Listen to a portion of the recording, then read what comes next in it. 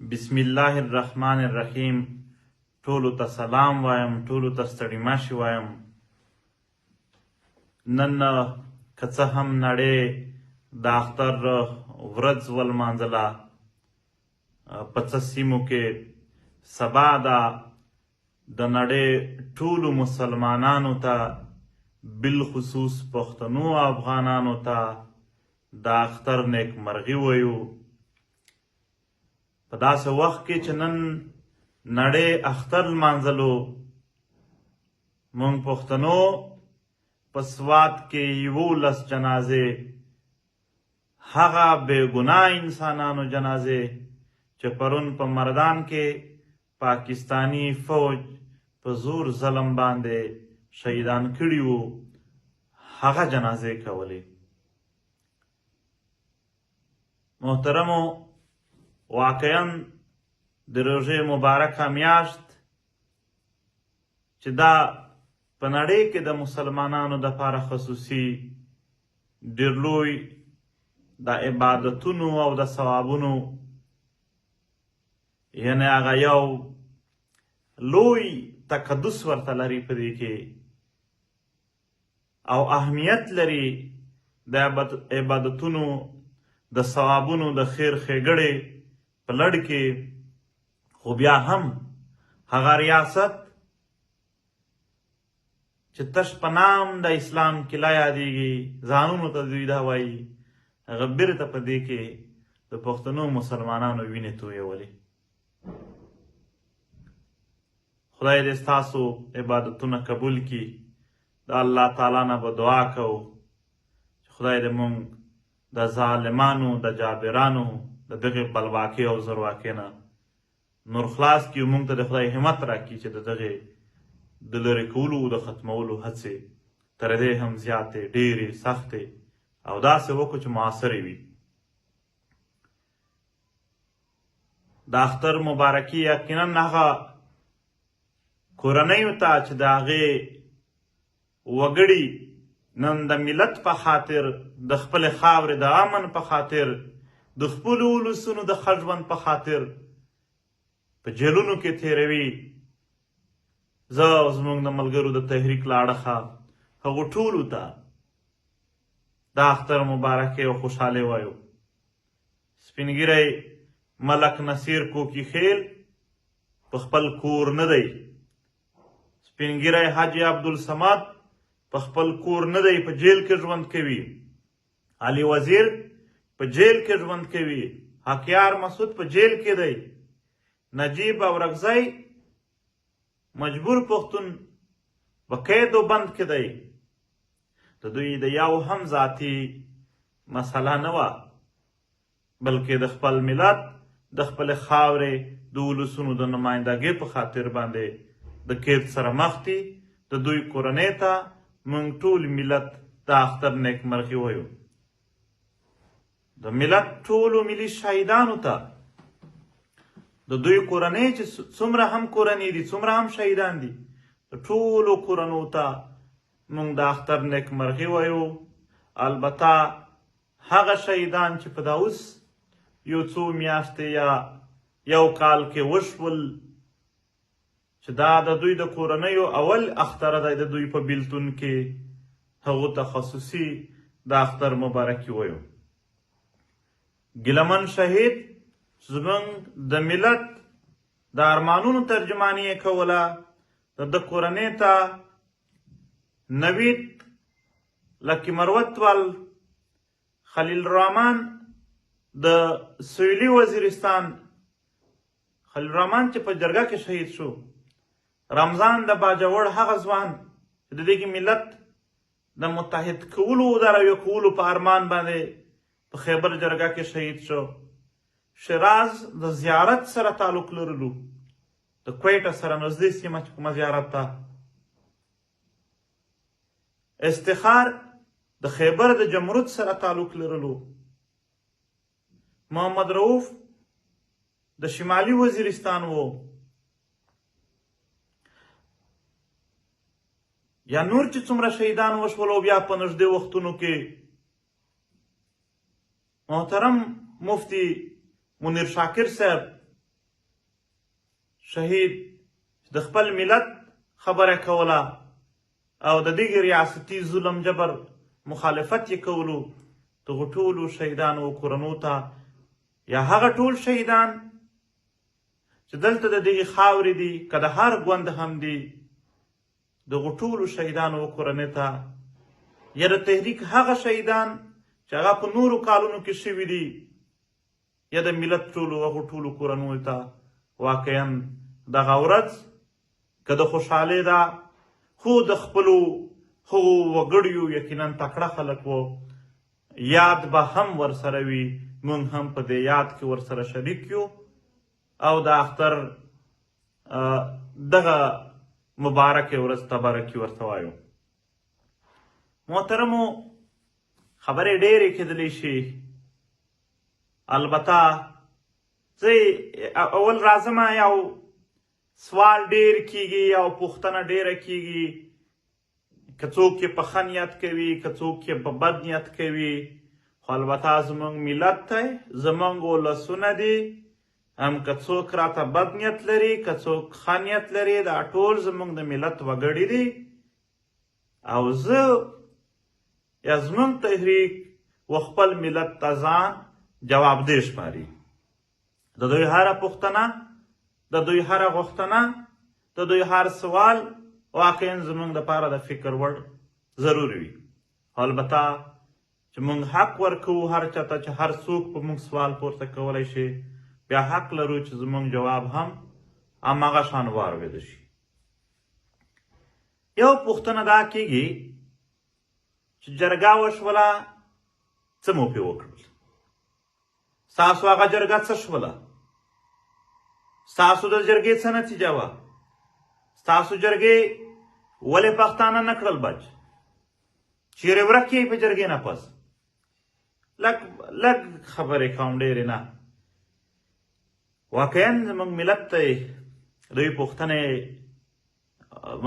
موږ یو د دغې ملت دپاره دوی چې هر قسم پوښتنې او غوښتنې کوي موږ به هغه کچو ناکوو به یې څومره ملي فایدې وي ګټې وي د هغې مطابق به بیا کار هم کوو چې غوښتنې وي څومره مو وس وي یا پوښتنې وي د هغې به یو معقول یو رښتونی یو هغه څه چې حقایق دي یا هغه څه چې هغه ثبوت لري د هغې مطابق په هغې باندې موږ او دا ملت په خپل منځ کې خبرې سره شریکوو. جرګه واقعا که یو ټولی راځي په خپل منځ کې میټینګ سره کوي دته میټینګ وایي جرګه نه وایي خو البته چې یو ملت یا یو سیمه راځي دوی د خپل نظر د نظریاتو نه پرته د خپلې سیمې یا د ټول ملت خبره او مسله شریکه راوړي او د حل کوشش یې کوي هغو ته موږ پښتانه جرګه وایي. نو دا زموږ نه د ملت جرګه وه هغه ستاسو ټکی چې کیږي چې ستاسو جرګه باید هلته هر سړی د ځان هم شمار کړي ځکه چې د جرګې ښه نتیجه او بده نتیجه ښې او بدې پایلې هم د ټول ملت وي همداسې آنرشیپ هم د ملت وي.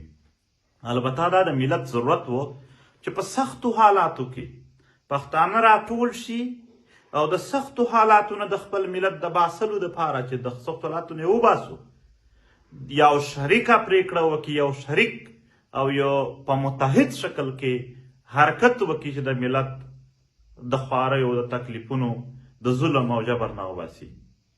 دا د چا ضرورت و دا د ټول ملت ضرورت نه وایه دا د ټول ملت ضرورت و دا د ټول ملت ارمان و هم د دې دپاره چې څومره خواري وه په میاشتو میاشتو باندې ګرځېدل و یا د دغې د لیجیټیمیټ شکل داسې شکل چې هغه په دنیا کې بیا څوک چیلنج کولی نه شي هغې دپاره که پښتانه سره ظلم شوی دی نو د ظلم ډیټا نه وه د ظلم معلومات نه و یوازې دعوه وه همدغه پی ټي ایم و چې 600 نه زیات ټیمونه یې جوړ کړل په خدای چا ډیټا نه ورکوله ادارو والا به کالونه ورته کړي وي چې تاسو به خپل معلومات نه ورکوئ بیا به هم زموږ ملګرو خوارې کولې د پی ټي ایم ورکر کلیو په کلیو ګرځېدو معلومات یې راټولول او د پی ټي ایم لیډرشپ کلیو په کلیو وطنونه او پارټۍ په پارټۍ ګرځېدلو ګوندونو په ګوندونو ګرځېدلو د خلکو د راټولولو د مشرانو د راټولولو هڅې کولې. دا ضرورت د ټول ملت و. زه دا نه وایم چې دا که موږ څه احسان کړی دی، خو البته یو پوښتنه کېږي نو د هغې په جواب کې مجبورا دا خبرې کېږي. دا ډېره وړه خبره ده، موږ به نورې قربانۍ د دغې ملت په سر ورکوو. خو دا د ملت د وخت تر ټولو لوی ضرورت و. د دغې ملت د دغې خاورې د هر وګړي د هغې په خاطر باندې دغې تحریک دا قرباني کوله. چې جرګه رانږدې شوه، جرګې ته د قربانۍ ضرورت شو، همدغه تحریک پی ټي ایم و چې د خپل هغه تاریخي چې د نیکونو غورنیکونو بلکې د تاریخونو نه روان یو دروند روایت د جرګې په شکل کې و، د هغې تحفظ ته چې ضرورت شو، همدغه تحریک خپلې وینې ورته پیش کړلې. څومره هم ضرورت و هېڅ درې کې نه دی کړی. جرګه وشوله، په جرګه کې پرېکړې وشولې. موږ ټول په سټیج هم سره موجود وو. دا څنګه امکان لري چې په سټیج ټول سره موجود یو، بیا وایو چې نه زه خو نه وم راځي، په دې نه وم راځي. خو د پښتنو دومره خو تاسو هم په دې ماشه کې اوسئ، که څوک په یو شي نه وي راځي، خو هغه ځینې چک شي لاړ شي چې زه خو نه یم په دې راځي. خو بیا هم موږ ټول په شریکه باندې پرېکړه وکړه. هغې پرېکړې په تفصیل کې نه ځم، دا جرګه ده، خامخا به دا یې ویل چې یاره دا ځای کې موږ نه شو تللی، په دې کې تللی شو، په دې کې هغه، په دې کې. خو دا خو یو بیس وه. دا بعد کې خبرې دي چې موږ څوک وباسو، څوک نه نباسو، څوک هغه کوو، دا شی جوړوو، دا په دې باندې بحثونه بیا هم کېدلی شول. خو البته اول فیصله دا وه چې دا زموږ ټولو پښتنو متحده جرګه ده، د دغې په حمایت کې به موږ راتلونکي اتوار ته ټول پښتانه، ټول ګوندونه، ټولې سیمې راوځو. بیا مو پرېکړې وکړې، هغه مو هلته یادې کړلې. بیا بیرته د څو تنظیمونو لخوا، د پارټو لخوا دا خبره شوه چې موږ د دې پرېکړو سره نه یو. البته راځئ کښېنئ، په هغې پرېکړې باندې موږ خبره کولی شو چې واقعا د دغو سره نه دي، نو متبادل څه کېدلی شي. خو البته جرګې د متحد شکل ماتول خو چې کوم دي، هغه خو ملت ته نقصان ورکوي. یا خو یوازې د یو تنظیم د پی ټي ایم یا د یو تحریک ناکامي نه ده چې هغه ناکام شو جرګه، هغه ټول ملت ته نقصان رسوي. یو هفته پس چې کله د ټول یعنې د ټولو د شریک راوتلو ورځ به، پښتون ملته تاسو ګواه اوسئ. که زه پکې خطا کېږم تاسو مې اصلاح کولی شئ، که زموږ ملګري خطا کېږي په دې خبره کې اصلاح مو وکئ. چې کله د جرګې سره د ودرېدلو چې هو بالکل زموږ ملي جرګه شوې ده، موږ ټول ملت ورسره ولاړ یو، ورځ راغله نو په دې ګراونډ باندې یوازې پی ټي ایم ولاړ و. آیا دا یوازې د پی ټي ایم جرګه وه؟ آیا دا یوازې د پی ټي ایم ضرورتونه و که د ټول ملت و؟ موږ خو ټول سره شریک وو. پرېږده دا چې ورسره څوک ورسره ونه درېدل. تاسو د مختلفو تنظیمونو د مشرانو یوازې د سوشل میډیا خبرې پرېږده، اتش 2 لاینونه څه چې ویلي کي چې سبا به د دغې جرګه دا زموږ شریکه ملي جرګه ده، موږ به ورسره ولاړو، داسې هیڅ شی نه و. دښمن ډېر په ښکاره ورځ ولیدل چې دومره لوی کوشش هم، دومره لوی منډې ترډې او کوششونو، هڅې، خواریو، تکلیفونو او قربانیو هم دلته د راټولولو امکان نشته دی د دغو خلکو کې. دښمن ولیدل چې دا نه متحد کېږي، نو پی ټي ایم خو په اتحاد ولاړ و، پی ټي ایم خو د جرګې سره په ګراونډ ولاړ و، پی ټي ایم خو په هغه ورځ هم ولاړ و، خو نور نه درېدل. زه د بل په اراده باندې، دلته خلک وایي څه مو وکړل، زه خو په دې باندې اراده لرم چې موږ څه کولی شو. البته د بل د کړنو اراده خو د هغه په لاس کې ده، نو چې هغه یې نه کوي څه وکړو، څنګه یې جوړ کړو. ولې د هغه اراده ضروري ده. ضروري نه ده چې زما په خوله اتفاق وکړه، راشه ستا په خوله کوو، خو اتفاق خو ضروري ده. دښمن چې دا ولیدل چې دلته اتفاق نه کېږي د پښتنو، هغو د پښتنو وهل سم په تیزي شروع کړل. آیا دا چلو موږ ته پیغورونه راکئ چې جرګه مو ناکامه شوه؟ ناکامه خو د دې د وجې نه ده چې پی ټي ایم نه ولاړ، ناکامه خو د دغې وجې ده چې ته نه راسره ودرېدلې. چلو جرګه پی ټي ایم ته پیغور ورکړه، خو ملت ته کوم نقصان ورسېده؟ تا خو د پی ټي ایم پر ځای پی ټي ایم نه ورسره ختمېږي، خو البته ملت څومره غټ تکلیف سره مخ شو، څومره د لوی تکلیف سره مخ شو. که چیرې په اول ورځ سپینه خبره شوې وای چې موږ یې بیخي کوونه، بیخي درزونه، بیخي نه وي در سره دښمن خو به دا یاره موجوده وای چې که انکیس د سره یو شول نو مسله جوړوي نو هغه ولیده چې دا که سره نږدې کې هم نو څه نه جوړېږي دغه نه تکلیف ملت ته لګیا شو. چلو که په دې کې هم څوک دلیل وایي اوکې صحیح ده. ملک نصیر کوکیخیل د دغې جرګې ممبر و، پی ټي ایم سره تعلق نه و، په جرګې ممبر و. زمونږ د شریکې جرګې ځای یې راکړی و، هغه ځای کې یعنې د دوی قبیلې د دوی علاقې هغه ځای راکړی و. نن هغه چې ونیو آیا بیا څوک ورسره ودرېدل؟ چا یې تشه خبره وکړه؟ داسې نور ډېر داسې مشان و، سالار فیاض علي و چارسده کې ویې نیولو، آیا ورسره درېدل؟ نه. نو جرګه یوازې پرېښودله شوله، ملي اتحاد پرېښودل شو. چې پرېښودل شو نو ټیک ده په موږ به سختي وي، تېروو به یي، نورې به تېرې کړو، خو البته د دغې نقصان و ملت ته راځي. اوس یې پړه په پی ټي ایم دا که نه ده، د دغې ناکامي د پی ټي ایم ناکامي ده، دا د پی ټي ایم د لاسه وشول. په دې باندې ماته یو واقعه رایاده شوله، هغه د کلي نام نه اخلم، خو البته په دې قبایلي سیمو کې چې د بجلۍ خرابې شي د ټرانسفارمر نو د کلي خلک یې خپلې جوړوي.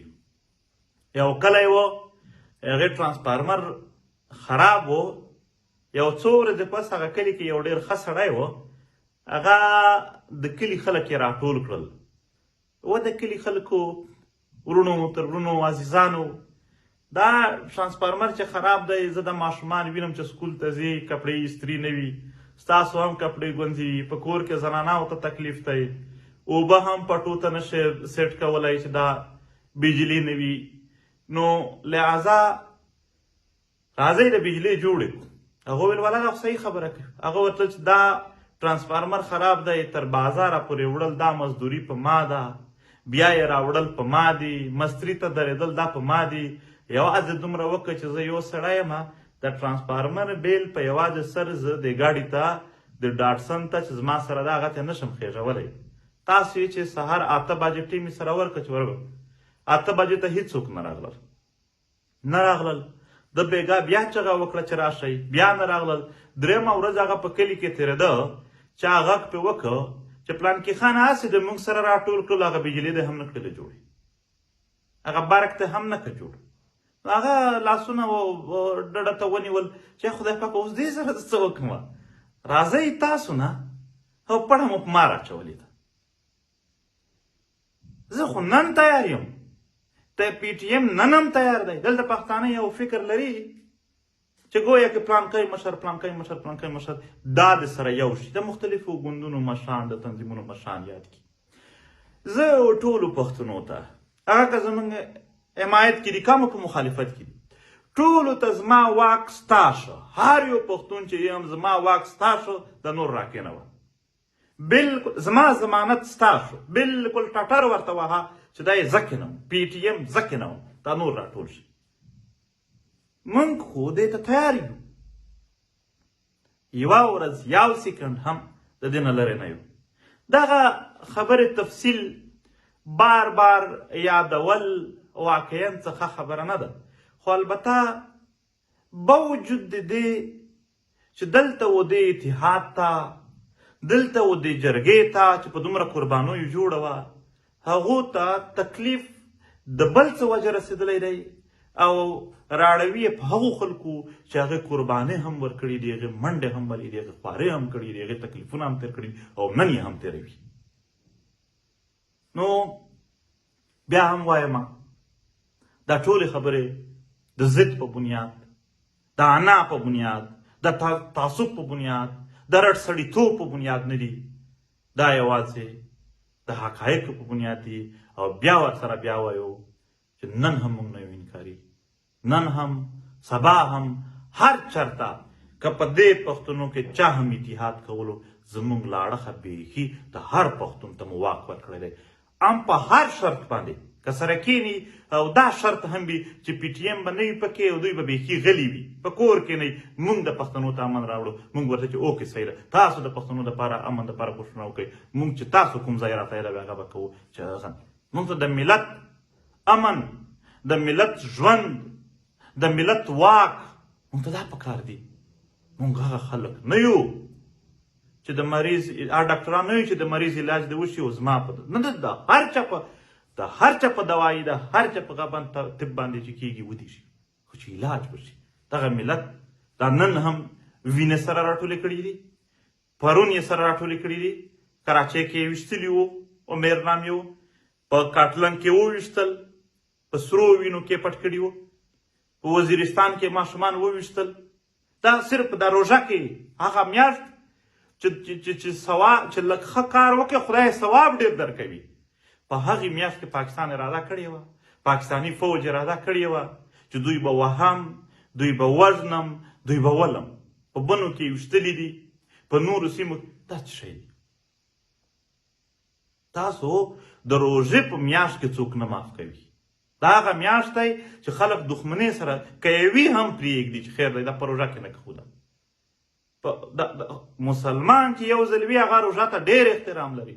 مسلمان چې هر یو ګناه کوي، هر یو ګناه چې کوي، خو چې روژه راشي ما ډېر زیات داسې خلک لیدلي دي چې بیخي یعنې کمزوري مسلمانان وو خو په روژه کې هغه هم ډېر احتیاط کوي. ډېر ګناهګار انسان هم په روژه کې احتیاط کوي خو دغې قاتل هېڅ احتیاط نه وکړو. تا څوک په روژه کې نه معاف کوي. د دغې په خاطر باندې، د دغې ملت په خاطر باندې هر یو پرېکړه. او دا نه چې که اتحاد نه جوړېدو نو موږ به بیا هم څه نه کوو، بیا یې کوو. په خدای چې په دې وجود کې یو ځل وینه غړېږي، په دې وجود کې یو ځل ساه وي، د دغې مظلوم ملت، د دغې مظلوم ولس په ملګرتیا کې به موږ خپل اعمال جاري ساتو. که مو څوک ملګرتیا کوي که یې نه کوي، که څوک اتحاد جوړوي که یې نه کوي. زه به په آخر کې راځم چې د دغو خبرو علاج څه دی، خو البته یوازې دلته یو بل طرف ته اشاره کوم. حاجي عبدالصمد یې ونیو په بنو کې، چترال ته یې یوړ. کیس څه و؟ یو ایس ایچ او پې جوړ کړی چې دغه په چترال کې چرس خرڅ کړي دي. دا پاکستان دی، دا پاکستان دی چې چرس یې خرڅ کړي. د پښتنو ستاسو یو مشر چې ټول عمر یې 80 کاله عمر یې د دغې ملت په خدمت کې تېر کړی دی، په هغه باندې هغه چترال چې دی په ټول عمر یعنې چترال یې لیدلی نه دی، په هغه چترال کې په ده باندې چرس یې خرڅ کړي دي. یو ایس ایچ او د اف آی آر پي کې چېرته د خیبر پښتونخوا حکومت لاندې بیا یې هغه راوړي چې هغه ځای نه خلاصېږي، شانګله پولیس یې وړي. څه یې کړي دي چې دلته چرس خرڅ کړي دي. هغه یې چې خلاصوي عدالت، دا یو صحابۍ ته راوړي، د صحابۍ نه مردان ته وړي، د مردان نه نوشیره ته وړي، د نوشیره نه پېښور ته وړي. دا یو ضلع باندې یو جیل ته ځي، یو ایس ایچ او هلته اف آی آر کوي. هغه یې کوهاټ ته وړي، کوهاټ نه بنو ته وړي. موږ دلته او بیا ملک نصیر په خیبر کې نیول شي، بیا یې پېښور ته وړي، بیا یې کوهاټ ته وړي، بیا یې ډي خان ته وړي. په ډي خان کې اف آی آرونه څه دي پې؟ هلته ویل په وزیرستان کې یو کس اف آی آر پې کړی دی چې ما ویډیو کتله، هغه مې کتلو په فیسبوک باندې تقریر، دغې سړي پاکستان خلاف خبرې کولې. اول خو د پاکستان شته چېرته؟ دومه خبره هلته انټرنیټ نشته دی چې هغه کس ته خلک کور ته ورغلل چې ولې دې اف آی آر کړی چې زه خو خبر هم نه یم. دومره دروغجن اف آی آر. موږ صوبایي حکومت ته خبر ولږلو چې یقینا دغه خو هغه خلک دي چې خپل هم په ځای پر ځای د مظلومیت شکار دي. دا به کیدی شي د مظلومیت خبره وپوهېږي چې دا څه شروع دي. هغه وویل خلاص به شي، رژې نیمایي ته به خلاص شي، هغه به وشي. الټا د دغې هوم سیکرټري په دستخط باندې چې د هوم منسټر لاندې وي پنجاب ته ورکول شول. چاته؟ هغې پنجاب ته چې دی وایي چې د پنجاب حکومت د مریم نواز حکومت دا زما دښمن حکومت دی، د دغې پښتنو د دغې جرګې د دغې ملت هغه خدمتګاران بیا و پنجاب پولیس ته د دغې صوبې په ساین باندې ورکول شي. زه دلته د نفرت په بنیاد دا خبره نه کوم. ما بد یاد که خو د دغو حقایق نه به تر څو منډه ووهې. ما ته ووایه چې دی غلط و، خو په خدای که د ولسونو د ذهن نه دا خبرې ته وباسي. هغه یې ویني په سترګو باندې. دا علي وزیر یې ونیو اسلام آباد کې، پنجاب ته یې ورکړ. د پنجاب په 9 ضلعو باندې ناجایزې 3 MP ورکول. څه شی دی چې دا دلته امن خرابوي او هغو ضلعو ته یې ور چې هغه علي په ټول عمر لیدلي نه دي. بیا یې سیند ته یوړو. نن سمه ده چې سیند حکومت سره دی، د خیبر پښتونخوا د هوم سیکرټري په ساين باندې د پیپلز پارټي و لاندې حکومت ته هلته حواله شو پولیس ته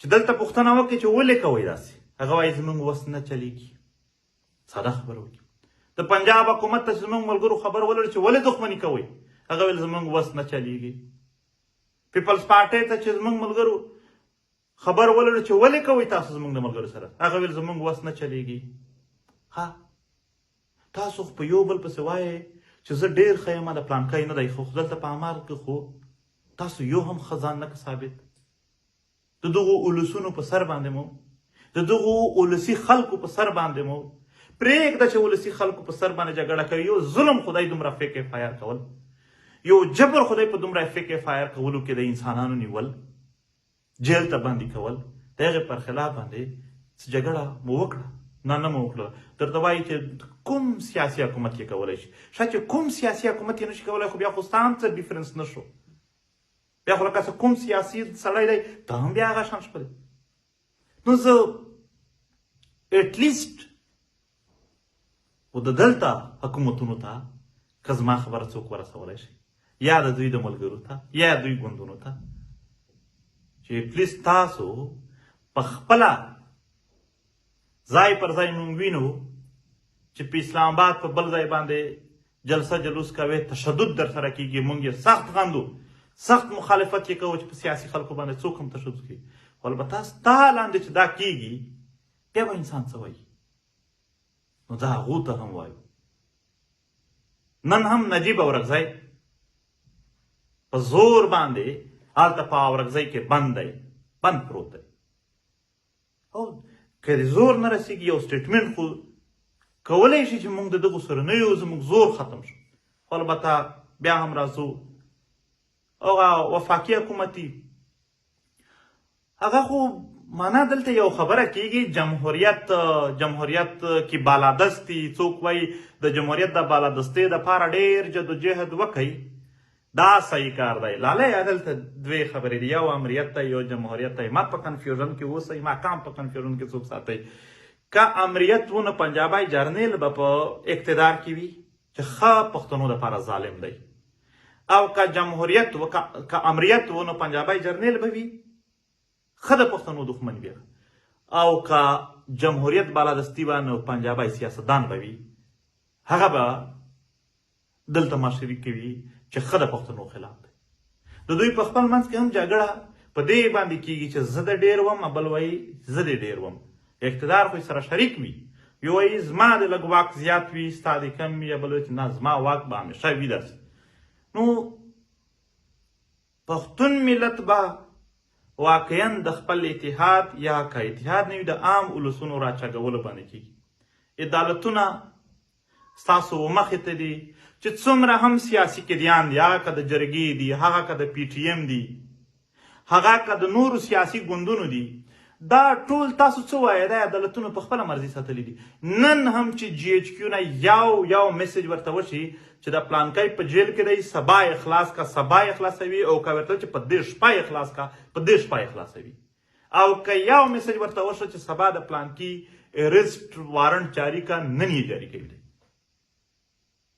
هغه دلته د اولسونو د راپورته کېدلو په ولسي حرکتونو کې یعنی د ولسي حرکتونه معنا په سیاسي طرز باندې په هغې کې دا عدالتونه د جی ایچ کیو د صوبېدارانو لاندې د دوی په میسجونو باندې لګیا وي هغې متعلق تاسو څه وایې چې دا نن څومره هم سیاسي قیدیان دي څومره هم دي که د هر څه دي که دغو عدالتونو ته یو میسج د جی ایچ کیو نه ورغی چې نن یې خلاص کړه تاسو څه وایې چې دی بیا خپل څه غل لري دا کوم لیول دی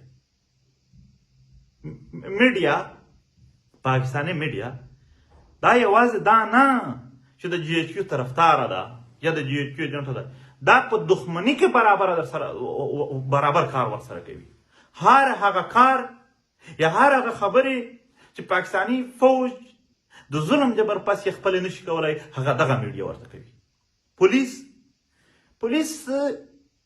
هر هغه کار چې فوج خپل پې شرمیږي چې راکه دا وکم بدنام بشم بې عزته کار دی ګنده کار دی نور به مې هم ایمیج خراب شي نور به هم ګنده شم آلریډي هغه کار و پولیس ته وي چې تاسو یې وکړئ هغه په خوشحالي کوي.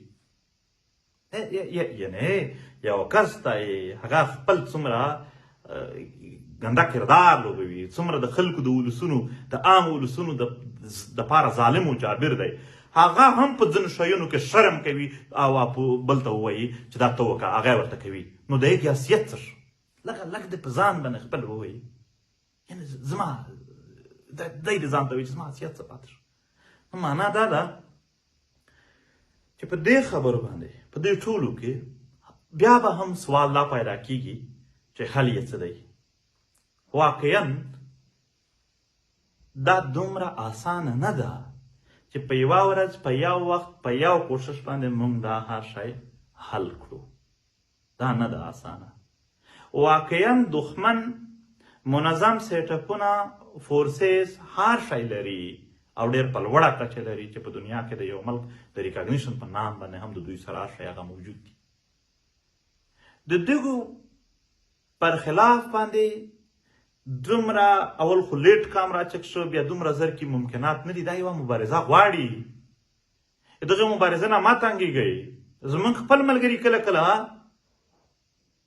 د منفي خلکو د مخالفینو خلکو د تبلیغاتو نه اثر واخلي، یو خبره کوي نور تنګ یو، نور ستړي یو، ما ستړی کېږه، ما تنګېږه، مبارزه ده ویې کا چې تر څو ژوند وي کوئ، ما ستړی کېږه.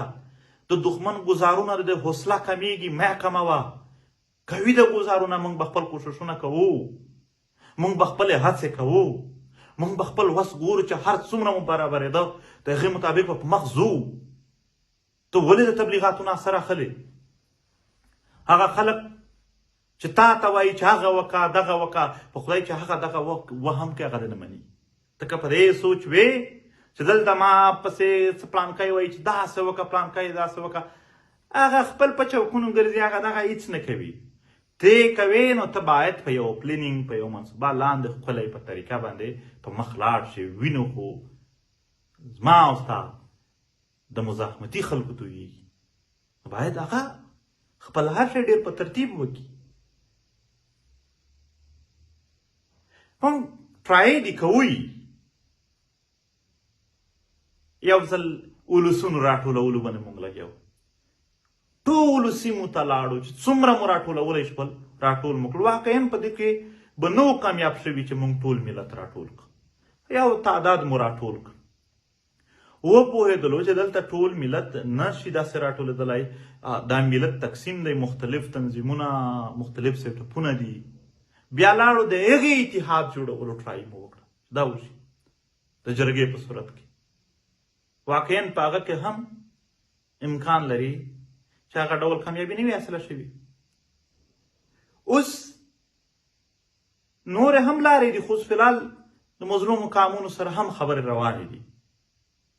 ټرای کوو، یوه ټرای خو به درته پې سیټ شي، یوه ټرای خو به مونږ ته هم منګولو ته څه راولي. موږ به کوششونه جاري ساتو، یو کوشش خو به زموږ هم پې کامیاب شي انشاءالله.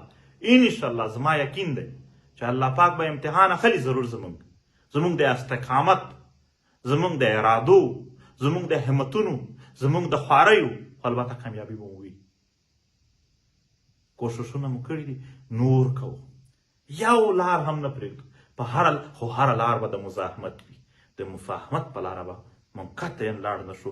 هره لار به د مزاحمت لار وي، د مزاحمت په لارې ورځو تر څو چې کامیابي نه وي، تر څو چې منزل ته نه وي رسېدلي، تر څو چې دا خاوره د بلواکۍ او د زورواکۍ نه وي خلاصه شوې، تر هغې به دغه ټرایې روانې وي، د دوی په مخالفت کې، د دوی پر خلاف په مزاحمت کې، او هره لار به ورته خپروو. اوس هم لګیا یو، موږ چې هر یو حرکت کوو ډېر زیات انتظامات ورته کوو. دا ډېر غریب تنظیم دی، دا ډېر غریب تحریک دی، دا ته ډېر انتظامات لګي. نو ملګري به ډېر یعنې هغه ایډیالیزم صحیح دی، ملګري د خواهش لري چې که زموږ تحریک د هر څه زر وکړي، خو موږ سره دومره سہولیات، دومره وسایل، دومره سیټاپونه نه وي چې هر شی زر وکړو. راځو د یو مسله ته چې افغانان د ایستلو فیصله ودغې سټیټ کړې ده چې دا د لاړ شي او مختلف تورونه هم پې پوره کوي چې ولې د لاړ شي بیا ځان ته دروغجن جوازونه جوړوي. اول خبره خدا کوو د خپل ملت ټول ملت لروبر کې بیا بالخصوص د کوز وطن او پښتنو ته چې دلته د میډیا والګرې دي دا د بل وطن خلک بیا ستاسو نه تپوسونه کوي چې دا د لاړ شي تاسو څه وایئ. یو دا سوال کوم درته د خپلو ورونو د خپلو افغانانو دا زموږ قام دی موږ یو خلک یو د دوی متعلق منفي خبره کول ټیټه خبره کول یا هغه خبره کول چې هغه د ورورګلوۍ حق نه پکې ادا کېږي نه ډاډه وکړي. هر څوک چې پوښتنه کوي ته چې ورونه مو دي دا وطن د دوی خپل دی چې چرت څومره هم اوسیږي ودې اوسیږي او که دوی په تکلیف کې وي ځای نه وي ورسره خپل کورونه به ورته خالي کړو هم په جونګړه کې واوسېږو خو دوی ته به خپل کورونه ورکړو. تاسو د نورو قامونو د نورو ولسونو په مخ کې د خپلو پښتنو افغانانو متعلق که مو نور وس نه رسېږي دوی متعلق یو خیرخواهي یو ورورګلوي یو یووالی د دغې اظهار ضرور کوئ. او افغانان زموږ د بر وطن چې دي دا مو یو وطن دی. زه دا یو ټکی دی که څوک ادا کوي هم زه ورسره اتفاق نه لرم. مهاجر یعنې ته هم یو ژبه مو ده څنګه په خپله خاوره کې دننه څوک مهاجر نشي کېدلی هغه چې ته د دغې خاورې بل چاته واوړې بیا به دا ټکوي. نو تاسو دلته نه کډوال یې نه مهاجرین یې په خپله خاوره یې واقعا دلته د چا قبضه ده دلته د چا زور دی په هغو باندې زموږ وس نه رسېږي. ګینې د ستاسو د تګ خبرې و بیا هم د ایده ورځ یې ورکړې ده په دې باندې دا موږ ته ډېر زور راکړی دی ډېر پې خفه یو په دې چې داسې هېڅ نه وی شوي. نو خدمت ستاسو په هکله باندې یو مزاحمت واقعا ډېر په کار و موږ نه به کمی شوی وي. بیا به هم موږ خپله خبره کوو چې تاسو دلته خپل اوسېږئ موږ چې څومره هم وس بیا به کوو بیا چې په وس تېره وي بیا خو تاسو وینئ چې خپل هم موږ هره ورځ نسي مو وژني مو وس مو نشي پې پوره. یو دلیل چې دوی وایي چې دوی د بر وطن افغانانو حالات خراب کړي دي دماکې د دوی د وجې کېږي دا سراسر دروغ دي. 50 کاله 40 کاله کېږي دوی دلته اوسېږي دماکې نه کېدلې خو چې تر څو کرنل امام ټریننګونه وکړل او تنظیمونه یې جوړ کړل هغه نه پس شروع شوي دي نه دي د بر وطن د افغانانو د دلته راتګ باندې شروع شوي دي دا د هغو په نتیجه کې شروع شوي دي. دا تنظیمونه موجود دی هغې خلاف حرکت ولې نه کوي چې ته دلته په غریبو ولسونو راولګېدلې. هم که چیرې ستا د افغان طالبانو سره څه ورانی دی یا د دی یا د نه دی یا د هغې په حواله سره د څه کشمکش دي نو د هغې سزا ته عامو افغانانو ته څنګه ورکوې؟ په فتوحاتو دې په اسلام آباد کې پارټۍ تال منځلې او نن یې که د کړکېچ لږ څه چک ټیټ ورسره راځي بیا سزا عامو افغانانو ته ورکړي. نو دا بې دلیله خبرې دي. حقیقت دا دی چې ظلم جبر کوي او موږ د دغې په مخالفت کې ولاړ یو دا ظلم جبر دی نه کېږي. هم بیا چې کوم د اپریشنونو خبره کېږي په هر ځای کې په هر فورم په هر لحاظ سره به موږ د هغې په مخالفت کې ولاړ وو. د پیغام د اختر په هکله وو یو ځل بیا ټولو ته د اختر نیکمرغه وي د چا چې سبا دی هغه ته د سبا نیکمرغه وي. خدای مو آباد لره چې څومره هم ملت یې څومره هم زموږ پښتانه دي خدای مو په خیر شي لره خدای دې موږ او تاسو ته د اتفاق اتحاد او د رښتونې سپېڅلې مبارزې توفیق راکړي او په آخر کې یو ځل بیا چې چېرته هم ملي شهیدان دي د دغې خاورې د دغو ولسونو د مظلومانو په ملګرتیا کې شهادت شوی هغو ټولو کورونو ته باید د علاقې خلک په شریکه ورشي او ورته دا یعنې هغو ته یو د عقیدت ګلونه وړاندې کړي د هغو بیا بیرته دا اوس چې څومره د تحریک شهیدان دي هغو ټولو کورونو ته خامخا ورشئ. خدای مو آباد لره خدای مو شا لره ډېره مننه.